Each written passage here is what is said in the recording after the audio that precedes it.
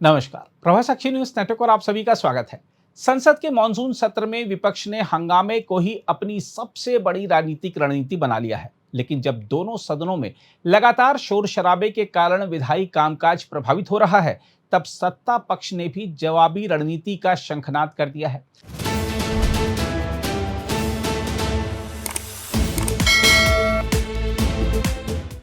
मंगलवार को संसद परिसर में आयोजित एनडीए संसदीय दल की बैठक मंगल मिलन इसी रणनीतिक तैयारी का केंद्र बनी, जहां अगले 10 दिनों के सत्र के लिए ऐसी विस्तृत फ्लोर रणनीति तैयार की गई जिससे सरकार न केवल अपने विधायी एजेंडे को आगे बढ़ा सके, बल्कि विपक्ष को संसद के भीतर ही राजनीतिक तौर पर जबरदस्त तरीके से घेर सके। संकेत साफ हैं।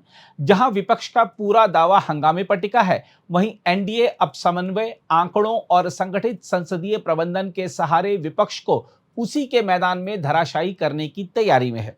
हम आपको बता दें कि संसद पुस्तकालय भवन के जीएमसी बालयोगी ऑडिटोरियम में आयोजित इस साप्ताहिक बैठक में प्रधानमंत्री नरेंद्र मोदी, केंद्रीय गृह मंत्री अमित शाह, रक्षा मंत्री राजनाथ सिंह, विदेश मंत्री एस जयशंकर, कृषि मंत्री शिवराज सिंह चौहान सहित केंद्र सरकार के कई वरिष्ठ मंत्री और एनडीए के घटक दलों के सांसद मौजूद रहे। बीजेपी के राष्ट्रीय अध्यक्ष नितिन नवीन भी प्रधानमंत्री मोदी की बगल में बैठे दिखाई दिए। यह बैठक ऐसे समय हुई जब बिहार की बांकीपुर विधानसभा सीट पर हुए उपचुनाव में बीजेपी को झटका लगा है। लेकिन बैठक का पूरा फोकस आगामी संसदीय रणनीति और सरकार के एजेंडे को प्रभावी ढंग से आगे बढ़ाने पर रहा।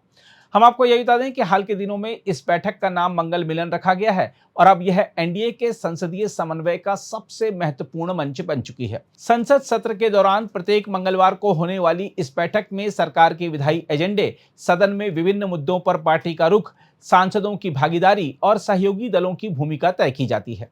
शिवसेना, जनता दल यूनाइटेड, तेलुगु देशम पार्टी, लोक जनशक्ति पार्टी, जेडीएस, राष्ट्रवादी सहयोगी दलों सहित सभी घटकों के बीच बोलने की जिम्मेदारियां भी इसी मंच पर बांटी जाती हैं, ताकि सदन में सरकार का पक्ष एकजुट और प्रभावी ढंग से रखा जा सके।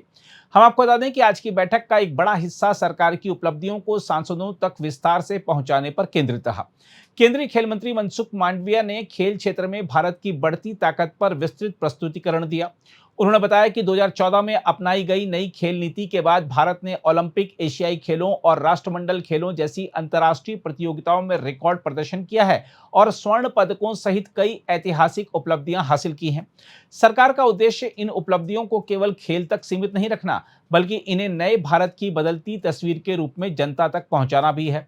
रोजगार के मुद्दे पर भी सांसदों के सामने विस्तृत आंकड़े रखे गए।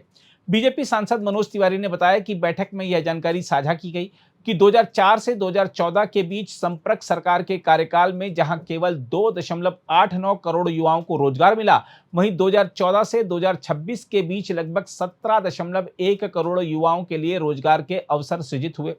इसके साथ ही विभिन्न सामाजिक सुरक्षा योजनाओं और उनके प्रभाव पर भी विस्तार से प्रस्तुतिकरण दिया गया, ताकि सांसद अपने अपने क्षेत्रों में इन तथ्यों के साथ जनता के बीच जा सकें। बैठक में एनडीए के भीतर बढ़ते समन्वय की झलक भी दिखाई दी। बीजेपी सांसद और पूर्व केंद्रीय मंत्री पीपी चौधरी ने मुस्कुराते हुए कहा, मंगल मिलन में मंगल ही होता है। वहीं तृणमूल कांग्रेस छोड़कर एनसीपीआई में आए वरिष्ठ सांसद सुदीप बंदोपाध्याय पहली बार इस बैठक में शामिल हुए।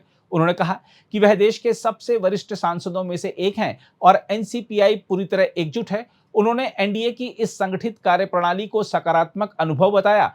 इससे पहले भी एनसीपीआई के सांसदों ने एनडीए की संसदीय व्यवस्था और अनुशासित प्रणाली की सराहना की थी। राजनीतिक दृष्टि से देखें तो यह बैठक विपक्ष की रणनीति के जवाब में एनडीए की जवाबी चाल भी थी। जहां विपक्ष सदन नहीं चलने देने की रणनीति पर कायम है, वहीं सरकार अब हर मुद्दे पर तथ्य, आंकड़े और समन्वित संसदीय प्रबंधन के साथ मैदान में उतरने जा रही है। यही वजह है कि अगले 10 दिनों के लिए फ्लोर मैनेजमेंट को लेकर विशेष रणनीति तैयार की गई है, ताकि विधेयकों को पारित कराने के साथ साथ हर बहस में सरकार का पक्ष मजबूती से रखा जा सके। कुल मिलाकर संसद के भीतर अब मुकाबला केवल नारों और हंगामे का नहीं रहेगा।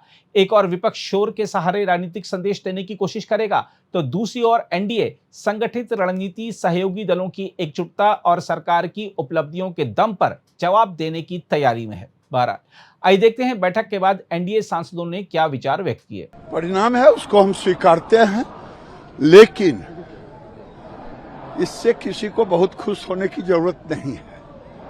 2009 में एनडीए नीतीश कुमार के नेतृत्व में 17 सीटों पर हम बाई इलेक्शन लड़े थे, 12 सीट हार गए थे और 2010 में 89% स्ट्राइक रेट से बिहार जीता था। इसलिए बहुत लोग खुश न हो। आज का मंगल मिलन बहुत सारे जो मंगल हो रहे हैं देश में उसके बारे में जानकारी दी गई है, और विशेष तौर से ये भी कि ये हमारे विपक्ष तो हल्ला गुल्ला कर रहे हैं, डिस्कशन नहीं होने दे रहे हैं, मगर हमको जो बिल पास करना है वो बिल पास हो रहे हैं। तो हम सभी लोगों ने आज निर्णय लिया है कि भाई ये सोच के कि हल्ला हो रहा है तो हम कहीं और काम करके आ जाते हैं, ऐसा नहीं करना है। हम सभी को उपस्थित रहना है, हमारी उपस्थिति उस बिल पर डिस्कशन है हमारे लिए, और उसको स्टडी करिए, लोगों को बताइए। दूसरा, स्पोर्ट्स के क्षेत्र में एक बहुत बड़ा प्रेजेंटेशन आया। आप सोचिए, जहां हम लोग 2014 के पहले हम लोग 4 मेडल लाने में बहुत मशक्कत करनी पड़ती थी, अब वहां पे हम लोग 13 मेडल ला रहे हैं और 13 में 7 गोल्ड ला रहे हैं। तो ऐसा ही हमारा भारत देश, वो कैसे हुआ? वो हुआ एक सस्टेनेबल डेवलपमेंट के तरीके से, और ये नरेंद्र मोदी जी का विजन था जो 2014 से शुरू होता है और जिसका रिजल्ट हमें उसके 4 साल, 5 साल, 6 साल बाद मिलना शुरू होता है।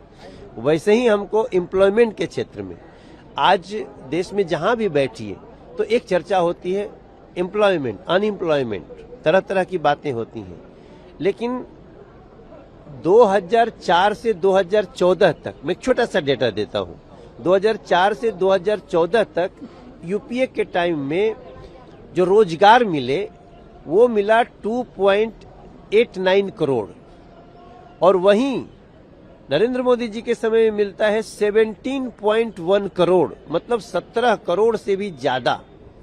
तो ये इसका और भी किसी को डिटेल्स अगर चाहिए तो हम सांसदों से संपर्क भी कर सकते हैं। बातचीत होंगे, क्योंकि हमारे जो 20 सांसदों का पार्टी फॉर्म हुआ एनसीपीआई, अभी तो फाइनली अप्रूवल नहीं आया, तो उसको विषय पर चर्चा होंगे। और जो सांसद लोग हैं उसका इलाका में कुछ स्थानों पर हंगामा हुज्जुत होता है, तो चीफ मिनिस्टर आके आज खुद ही सुनेंगे। एनडीए के बैठक में भी आप लोग शामिल हुए थे?